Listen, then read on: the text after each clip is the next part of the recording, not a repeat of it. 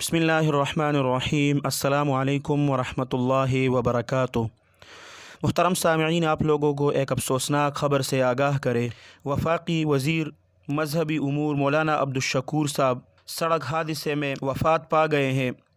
محترم سامعین، مولانا عبدالشکور صاحب میریٹ سے سیکریٹریٹ چوک کی طرف جا رہے تھے۔ ہائیلکس ریوو جس میں 5 آدمی سوار تھے، اس گاڑی نے مفتی عبدالشکور صاحب کی گاڑی کو ٹکر ماری، جس کی وجہ سے مفتی عبدالشکور صاحب موقع پر جاں بحق ہو گئے۔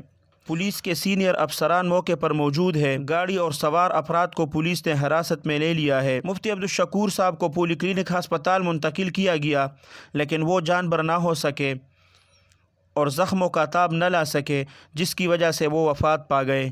اللہ سبحانہ و تعالی مفتی عبدالشکور صاحب کی کامل مغفرت فرمائے اور پسماندگان کو صبر جمیل عطا فرمائے۔